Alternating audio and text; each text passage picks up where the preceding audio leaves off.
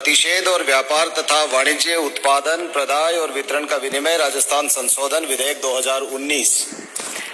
के इस संशोधन पर मुझे बोलने का मौका दिया। माननीय सभापति महोदय, आपका बहुत बहुत आभार। माननीय सभापति महोदय, ये जो बिल है बहुत महत्वपूर्ण बिल है और नशे की लत के कारण हमारे देश का नौजवान खोखला होता जा रहा है, इसमें कोई दो राय नहीं है। नशे की प्रवृत्ति के ऊपर रोक लगनी चाहिए, इसमें भी कोई दो राय नहीं है। और नशे के ऊपर सरकारों का नशे से बीमार हुए लोगों के इलाज के ऊपर और उनके पुनर्वास के ऊपर कितना खर्चा होता है, जितना खर्चा होता है वो जो नशे के पदार्थ बेचे जा रहे हैं उनसे जितनी आय नहीं होती है उससे ज्यादा उनके ऊपर खर्चा हो रहा है। नशे के अंदर कई सारी चीजों को शामिल किया गया है, चाहे तंबाकू से बनने वाले नशे की चीजों को ले लें, चाहे कोई हुक्का को ले लें या अन्य कोई नशीले पदार्थ उनको ले लें। अभी अभी मेरे से पूर्व माननीय सदस्य ने जिस बात का जिक्र किया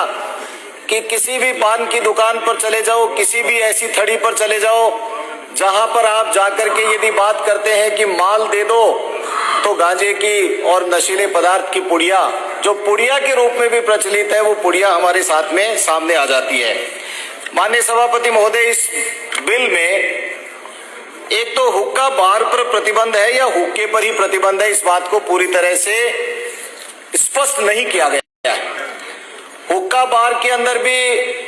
कोई रेस्टोरेंट के ऊपर जो हुक्का चलेगा उसको बंद करेंगे, या जैसा कि माननीय उपनेता प्रतिपक्ष ने कहा कि गांवों के अंदर हमारे प्रचलन के अंदर है कि वहां पर गांव के गुआड़ के अंदर हो या गांव के घर की गुआड़ी के अंदर हो, वहां पर लंबी सी एक डोर के साथ में हुक्के को प्रचलन में लाया जाता है। और उस हुक्के और जो रेस्टोरेंट्स के अंदर जो हुक्का चलता है उन दोनों के अंदर क्या अलग चीज है, उसके ऊपर भी इसके अंदर प्रकाश डालने की आवश्यकता है। मेरा स्वयं का माननीय सभापति महोदय ये विचार है कि ये पूरी तरह से प्रतिबंध इन पे लगना चाहिए और पूर्ण प्रतिबंध गुटखा, बीड़ी, सिगरेट, बल्कि मैं जितनी भी तरह की नशीली चीजें हैं उन सब के ऊपर पूर्ण प्रतिबंध लगना चाहिए। मेरी व्यक्तिगत रूप से ये मान्यता है। जितना कठोर से कठोर कानून बना सकते हैं वो कठोर कानून बनना चाहिए, जिससे इस देश की युवा पीढ़ी जो भविष्य के जो खोखला होने की गर्त के अंदर जा रही है उनके ऊपर अंकुश लगे। लेकिन टाटा मेमोरियल के कैंसर विशेषज्ञ कहते हैं माननीय सभापति महोदय कि हमारे यहाँ 90% जो केसेस आते हैं वो सब इस धूम्रपान की वजह से, गुटखे की वजह से और इन नशीले पदार्थों की वजह से 90% पेशेंट टाटा मेमोरियल जो कैंसर इंस्टीट्यूट है उसके अंदर आते हैं। और वो सब के सब जो युवा लोग आते हैं वो विज्ञापन जो होता है उस विज्ञापन के प्रभाव में आकर के नशे की लत में जकड़ जाते हैं। सभापति महोदय, मेरा विनम्र निवेदन है कि ये जो विज्ञापन है इसके ऊपर भी इस बिल के अंदर ऐसा प्रोविजन करना चाहिए कि विज्ञापन पर न केवल फोटो देकर के हम संतुष्टि कर लें, बल्कि इस विज्ञापन पर पूरी तरह से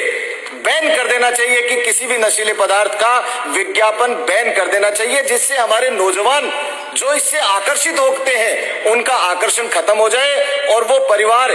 बच जाए जो नशे के पदार्थ से होने वाले नुकसान से। माननीय सभापति महोदय, 1 लाख रुपए सरकार सालाना तंबाकू से होने वाली बीमारियों के इलाज के लिए खर्च करती है, 1 लाख करोड़ रुपए, और पुनर्वास पर खर्च करती है, जबकि तंबाकू से होने वाली आय 17,000 करोड़ रुपए है। माननीय चिकित्सा मंत्री महोदय, ये कोई लाभ का सौदा नहीं है। युवाओं के ऊपर कुप्रभाव पड़ता है, उनकी जिंदगी बर्बाद हो जाती है, परिवार बर्बाद हो जाते हैं। तो ऐसी स्थिति के अंदर ये क्या फायदा है कि ये हमें इस बिल के अंदर ये संशोधन करना चाहिए कि ये नशे की प्रवृत्ति वाले जितने भी पदार्थ हैं उन सब के ऊपर पूरी तरह से बैन लगा देना चाहिए। एक